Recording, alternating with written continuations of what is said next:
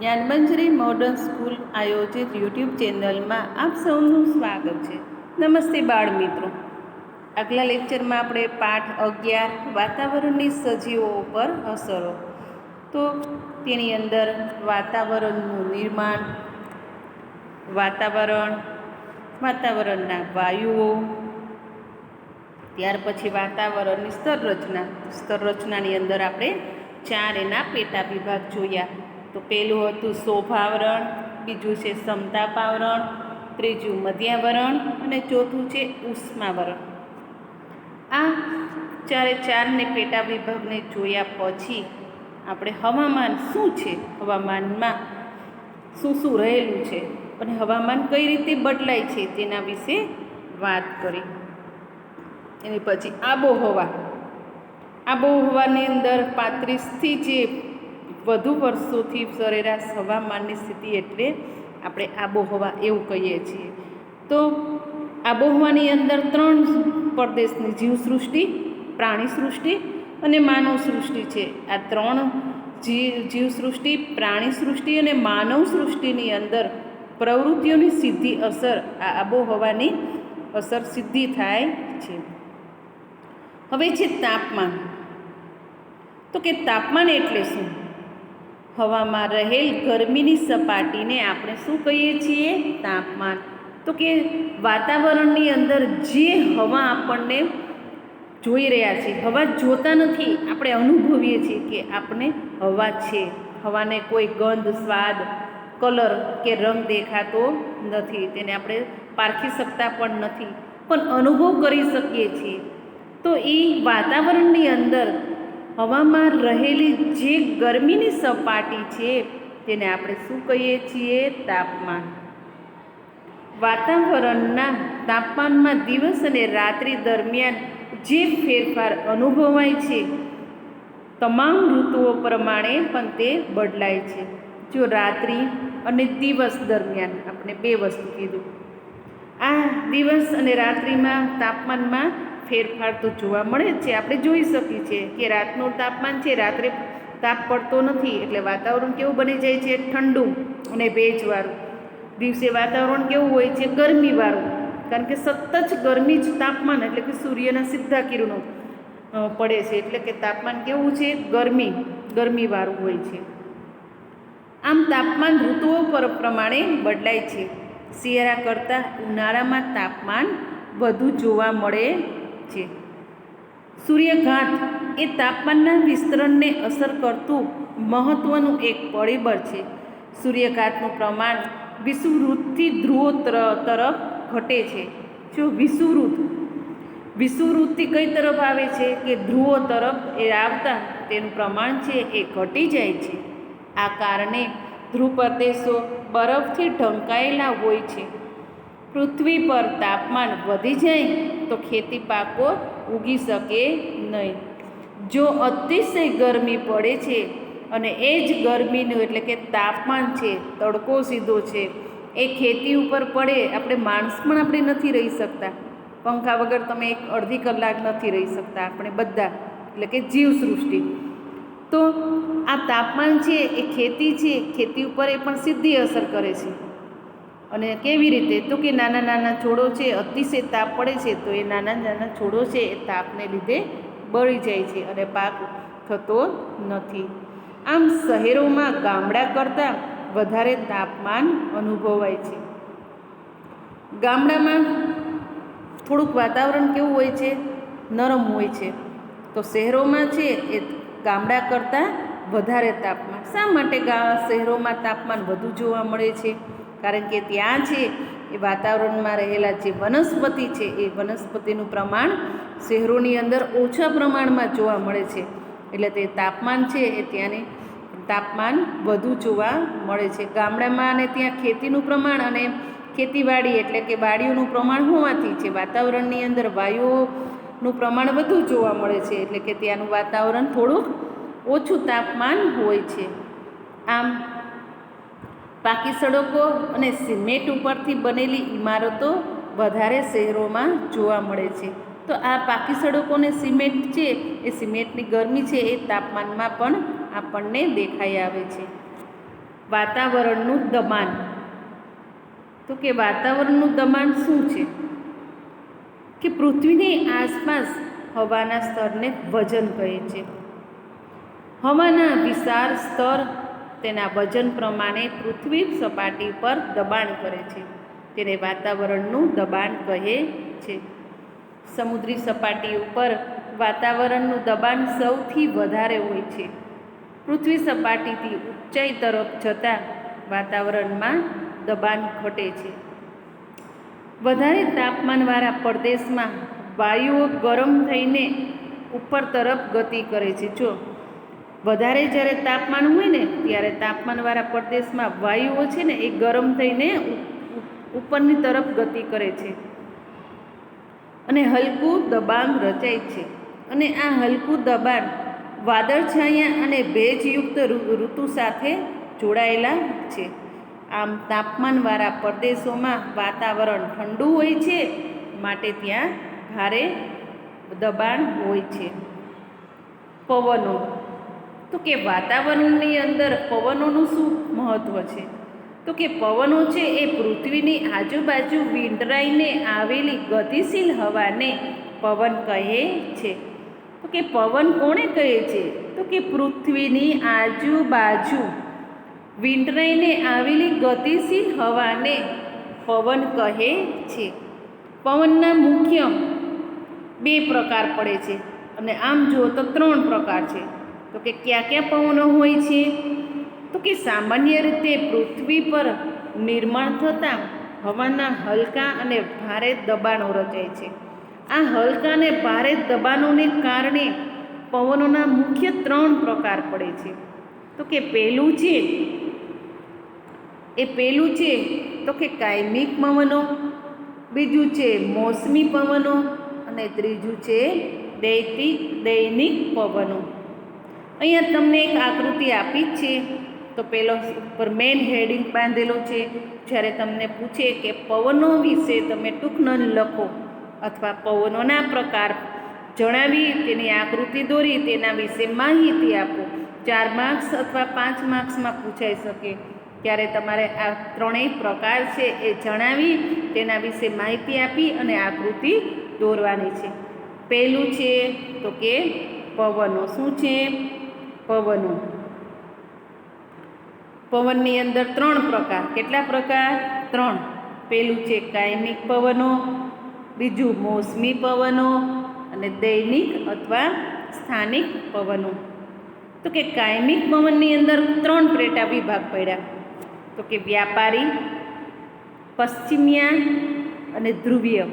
આ 3 પ્રકાર. તો કે મોસમી પવનની અંદર કેટલા પડ્યા? તો કે 2. ઉનાળાના મોસમી પવનો અને શિયાળાના મોસમી પવનો. જ્યારે દૈનિક છે, દૈનિકની અંદર કેટલા વિભાગ પડ્યા? તો કે 2. તો કે દરિયાઈ જમીન લહેરો અને બીજી છે પર્વતખીણની લહેરો. તો આ ત્રણેયની અંદર જે પેટા વિભાગ છે એના વિશે પણ તમારે માહિતી આપવાની છે. હવે છે પહેલું કાયમિક પવનો. તો કે કાયમિક પવનો શું છે? પૃથ્વીની સપાટી ઉપર કેટલાક ભાગમાં 12 માસ નિશ્ચિત દિશામાંથી પવનો વાય છે. જો આપણી આ જીવાસૃષ્ટિ છે ને, એ આ જીવાસૃષ્ટિ એટલે કે પૃથ્વીનો પોપડો, એને આપણે શું કહીએ છીએ? જમીન, ભૂમિ અને પૃથ્વી. તો કે આ પૃથ્વી ઉપર અમુક નિશ્ચિત જે ભાગ છે, એટલે અમુક નિશ્ચિત દિશા અથવા જે ભાગ છે એમાં 12 માસ પવનો વાય છે, જેને આપણે કાયમિક પવનો તરીકે ઓળખીએ છીએ.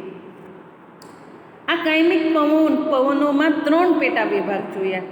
પહેલું છે વ્યાપારી પવનો, પશ્ચિમિયા પવનો અને ત્રીજું છે ધ્રુવી પવનનો સમાવેશ થાય છે. હવે બીજો વિભાગ છે આપણો પેટા પ્રકાર, તો કે મોસમી પવનો. તો કે મોસમી પવનો છે એ પૃથ્વીની સપાટી ઉપર કેટલાક પવનો ઋતુ પ્રમાણે વાય છે. જો મોસમ પ્રમાણે આવું તો શિયાળામાં અલગ અલગ પવનો વાતા હોય છે. ઉનાળાની અંદર પવનો તો વાય જ છે, પણ ઉનાળામાં પવન કેવા હોય? ગરમીવાળા. શિયાળામાં ઠંડીવાળા પવનો અતિશય હોય છે અને ચોમાસાની અંદર છે એ ભેજવાળા પવનો, એટલે કે વાતાવરણ છે એ લીલું અને ભેજવાળું દેખાય છે. એને આપણે શું કહીએ છીએ? મોસમી પવનો. તો કે મોસમ પ્રમાણે બદલાયા રાખે છે. શિયાળો, ઉનાળો અને ચોમાસું, આ ત્રણેય ઋતુમાં પવન છે એ ઋતુ પ્રમાણે અને દિશાની ઋતુ પ્રમાણે તે બદલાય છે. તેને આપણે શું કહીએ છીએ? મોસમી પવનો. આ મોસમી પવનો છે તે ભારતમાં, મ્યાનમાર, બાંગ્લાદેશ વગેરે દેશમાં આ પ્રકારના પવનો વાતા હોવાથી તેને આપણે દક્ષિણ દિશા એટલે કે મોસમી પવનનો દેશ પણ કહેવામાં આવે છે. તો કે મોસમી પવનોના દેશ કેટલા છે? તો કે ભારત, મ્યાનમાર, બાંગ્લાદેશ, આ ત્રણ છે. આ ત્રણેય ઉદાહરણ છે એ મોસમી પવનોના આપણા દેશ છે. ઉનાળામાં નૈઋત્યના પવનો અને શિયાળામાં ઈશાન ખૂણેથી વાતા પવનો છે એ આ પ્રકારના પવનના ઉદાહરણ છે. ત્રીજું, દૈનિક અથવા સ્થાનિક પવનો. તો કે દૈનિક એટલે કે રોજ. આ રોજના જે પવનો છે તે કેવા હોય છે?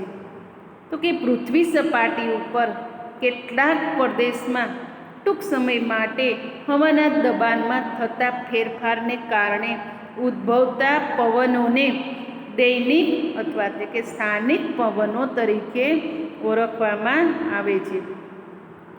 તો આ દૈનિક પવનો ઉદાહરણ તરીકે જોઈએ તો દરિયાઈ જમીનની જે લહેરો છે, પર્વત છે અને ખીણની લહેરો, લૂ અને શીતલહેર વગેરે છે. આ દૈનિક પવનો છે એ ક્યાંથી આવતા હોય છે? તો કે દરિયાઈ જમીનની લહેરો ઉપરથી, પર્વતો ઉપરથી અને ઊંચી ઊંચી ખીણો છે કે લહેરો છે એમાંથી.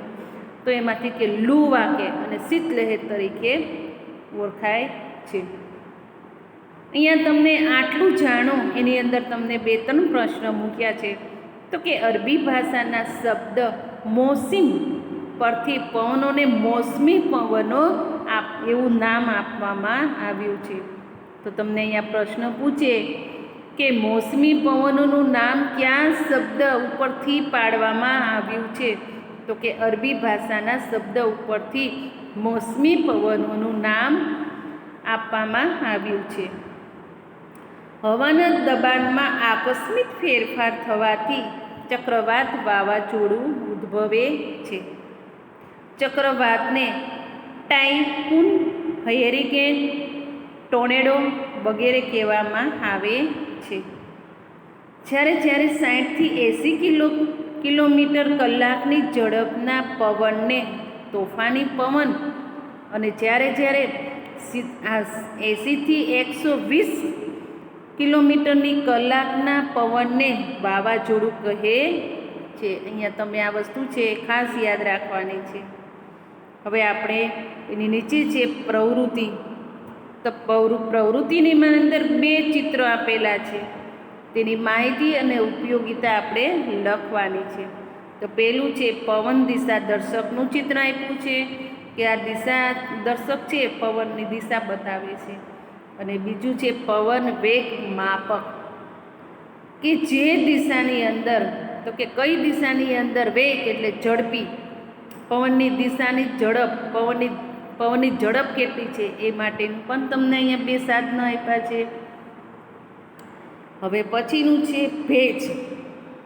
તો કે ભેજ એટલે શું? ભેજ એટલે કે સમુદ્ર અને જળાશયોમાંથી પાણીનું બાષ્પીભવન થતાં તેનું વરાળમાં રૂપાંતર થાય છે. તેને આપણે શું કહીએ છીએ? ભેજ. તો કે ભેજ ક્યાંથી આવે છે? તો કે સમુદ્રોમાંથી. અને બાકીના અમુક જે જળાશયો છે એમાંથી પાણી જે છે એ પાણીનું બાષ્પીભવન થાય છે ત્યારે તેનું વરાળમાં રૂપાંતર થાય છે. તેને આપણે ભેજ કહે છે. ભેજ પૃથ્વી સપાટીથી બાષ્પીભવનની પ્રક્રિયા દ્વારા વાતાવરણમાં ઉમેરાય છે. આમ વાતાવરણમાં રહેલા ભેજ ઘનીભવનની પ્રક્રિયા દ્વારા વાદળો બની વરસાદ સ્વરૂપે પૃથ્વી સપાટીને પુનઃ પ્રાપ્ત કરે છે. હવે પછી છે આબોહવા અને માનવ જીવન. તો કે આબોહવાની અસર માનવ જીવન ઉપર કેવી રીતના પડે છે, વાતાવરણની અસર માનવ જીવન ઉપર કેવી રીતના પડે છે, એ આખું આપણે અહીંયા ટૂંકનોંધ તરીકે પ્રશ્ન પૂછાશે. તો આ ટૂંકનોંધ તરીકેનો જે પ્રશ્ન છે એ આપણે હવે જોઈએ. કોઈ પણ પ્રદેશની આબોહવાની અસર, તો પહેલાં સીધી ક્યાં પડે છે, તો કે માનવ સૃષ્ટિ ઉપર, તો કે ખોરાક, પોશાક અને રહેઠાણ વગેરે પર ગાઢ રીતે જોવા મળે છે. બીજું, જ્યારે વધુ વરસાદ આવે છે ત્યારે એવા પ્રદેશમાં ઘરના છાપરા તીવ્ર ઢોળાવવાળા હોય છે, ત્યારે ઓછા વરસાદવાળા પ્રદેશોમાં મકાનો ઓછા અને ઢોળાવવાળા સપાટ છાપરાવાળા જોવા મળે છે. ત્રીજું છે, જે તે પ્રદેશમાં થતા ખેતી પાકો કે તે પ્રદેશના લોકોના ખોરાકમાં મોટા ભાગે લેવાતા હોય છે. એટલે કે જે પ્રદેશની અંદર, જે રાજ્યની અંદર જેટલા ખેતી પાકો થાય છે એ બધા જ ખેતી પાકો છે એ લોકોના ખોરાકમાં લેવાતા હોય છે. દાખલા તરીકે મેઘની પ્રદેશના લોકોના ખોરાકમાં ઘઉં અને પર્વતીય ક્ષેત્રના લોકોના ખોરાકમાં મકાઈ લેવાય છે. જો મેઘની એટલે કે જે સપાટ સમતર પૃથ્વી છે ત્યાં આપણે શું થાય છે, ઘઉં, ચોખા, બાજરી બધા ખોરાક થાય છે. પણ પર્વતીય ક્ષેત્રમાં જે લોકો છે ખેતી કરે છે તો એ ખેતીની અંદર મુખ્ય વસ્તુ કઈ થાય છે, મકાઈ. તો એ લોકો ખોરાકમાં શેનો ઉપયોગ કરે છે, વધારે મકાઈનો. જે પ્રદેશમાં ઠંડી વધારે પડે છે ત્યાં લોકો આખું શરીર ઢકાય તેવા ગરમ કપડાં, ઊની વસ્ત્રોનો ઉપયોગ કરે છે. દાખલા તરીકે લદ્દાખના લોકો છે એ 12 માસ ઠંડીથી જ છવાયેલા રહે છે, 12 માસ ઊની કપડાનો જ ઉપયોગ કરે છે. એની પછીનું છે પાંચમું, ગરમ આબોહવા ધરાવતા પ્રદેશના લોકો સુતરાઉ અને ખુલ્લા વસ્ત્રો પહેરે છે. દાખલા તરીકે દક્ષિણ ભારતના લોકો એ આનું ઉદાહરણ છે. એટલે કે જ્યાં આપણા ગમે તે રાજ્યમાં જુઓ તો કે અતિશય ગરમી જ્યાં આપણા પડે છે, જ્યાં રાજ્યમાં ત્યાંના લોકો કેવા કપડાં પહેરે છે, સુતરાઉ, કોટન, એટલે એકદમ ખુલ્લા વસ્ત્રો પહેરે છે, જેથી કરીને તે ગરમી સામે રક્ષણ મેળવી શકે. તો એની અંદર કોણ આવે છે, તે દક્ષિણ ભારતના લોકો. કારણ કે દક્ષિણ ભારતની અંદર આપણે જોઈએ ત્યાં એક પણ નદી છે, પણ એ નદીઓ છે એ નાની છે. ત્યારે ઉત્તરાખંડની અંદર જુઓ તો ચારે બાજુ હિમાલય, ઊંચા પર્વતો અને આ ઉપરાંત મોટી મોટી નદીઓ આવેલી છે. આ નદીઓ છે, અમુક નદીઓ છે હિમ નદીઓ પણ છે, અને ત્યાં હિમાલય છે. હિમાલય આખું બરફથી છવાયેલું જોવા મળે છે 6 મહિના. એટલે એનું પાણી, બરફ જ્યારે પીગળે છે ત્યારે એ પાણી છે એ ઠંડુ પાણી નદીઓમાં વહે છે. એટલે કે ત્યાંનું વાતાવરણ હંમેશા ઠંડુ રહે છે, ગરમી ઓછી લાગે છે. ગરમ રણ પ્રદેશના લોકો સતત ઉડતી રેતીથી બચવા માટે માથે રૂમાલ કે કપડું વીંટાળે છે. એનો ઉદાહરણ લઈએ તો અરબસ્તાનના લોકો. અરબસ્તાનની અંદર રણ પ્રદેશ આવેલું છે, તો સતત ત્યાં રેતીની ડુંગળીઓ ચડતી હોય છે. આ ડુંગળીઓથી બચવા માટે તે લોકો માથે છે એ કપડું બાંધે છે. એની પછીનું છે ગરમ અને ભેજવાળી આબોહવાના ક્ષેત્રોમાં માનવ સ્વભાવ કેવો બની જાય છે, આળસુ. સમશીતોષ્ણ કટિબંધના પ્રદેશોમાં આબોહવા ખુશનુમા હોવાથી લોકોની કાર્યક્ષમતા વધુ હોય છે. આવી રીતે મોસમી આબોહવાના પ્રદેશોમાં વર્ષાઋતુ સિવાયના સમયમાં વિવિધ સામાજિક પ્રસંગોની ઉજવણીનું પ્રમાણ વિશેષ જોવા મળે છે. માનવ સૃષ્ટિની અસર, આપણે વાતાવરણની અસર માનવ સૃષ્ટિ ઉપર જોઈ. હવે કુદરતી વનસ્પતિ અને પ્રાણી સૃષ્ટિ ઉપર આબોહવાની અસર કેવી થાય છે, તો કે કુદરતી વનસ્પતિ છે એ વૃદ્ધિનો આધાર છે એ કોણ છે, તો કે જમીન, તાપમાન અને ભેજ ઉપર રહેલો છે. 3 વસ્તુ કઈ કુદરતી વનસ્પતિ વૃદ્ધિનો આધાર 3 ઉપર રહેલો છે, જમીન, તાપમાન અને ભેજ. આ ઉપરાંત ઢોળાવ અને માટીની ઊંડાઈ, માટીના સ્તરની જાડાઈ પણ કુદરતી વનસ્પતિની વૃદ્ધિની અસર છે. આ ઘટકોમાં રહેલ વિભિન્નતાના કારણે જે તે પ્રદેશની કુદરતી વનસ્પતિ ગીચ અને પ્રકારમાં ફેરફાર જોવા મળે છે. કુદરતી વનસ્પતિનું મુખ્ય 3 વિભાગમાં વર્ગીકરણ કરવામાં આવે છે. તો આ 3 વર્ગીકરણ છે તો કે પહેલું શું છે તો કે જંગલ. તો કે જંગલ છે એ વનસ્પતિ અનુકૂળ તાપમાન, વરસાદવાળા પ્રદેશમાં ઉગે છે. તાપમાન અને વરસાદના આધારે ગીચ કે છૂટાછવાયા જંગલો જોવા મળે છે. બીજું છે ઘાસના જંગલો. આ જંગલો છે એ મધ્યમ વરસાદવાળા ક્ષેત્રોમાં આવેલા છે. અને ત્રીજું છે કાંટારી વનસ્પતિ અને જાડી ઝાંખરા. તો સૂકા અને ઓછા વરસાદવાળા પ્રદેશની અંદર આ વનસ્પતિ જોવા મળે છે. સૂકા એટલે કે ત્યાં વરસાદ પણ ઓછો પડે છે એવા વાતાવરણની અંદર આ કાંટારી વનસ્પતિ અને જાડી ઝાંખરાની વનસ્પતિ જોવા મળે છે. આમ કુદરતી વનસ્પતિઓના પ્રકારના ફેરફારનું મુખ્ય કારણ આબોહવામાં ફેરફાર થાય છે. વિશ્વની કુદરતી વનસ્પતિઓ અને તેમાં જોવા મળતા મુખ્ય પ્રાણીઓ વિશે આપણે હવે જાણવાનું છે. હવે પછીનું જે છે તો કે જંગલોના પ્રકાર. આ જંગલોના પ્રકાર છે એ પોઈન્ટ છે એ બહુ જ મોટો છે, એટલે આપણો અહીંયા સમય મર્યાદા હોવાથી હવે પછીના જંગલોના પ્રકારો છે એના પછીના લેક્ચરમાં આપણે વાત કરીશું. અસ્તુ.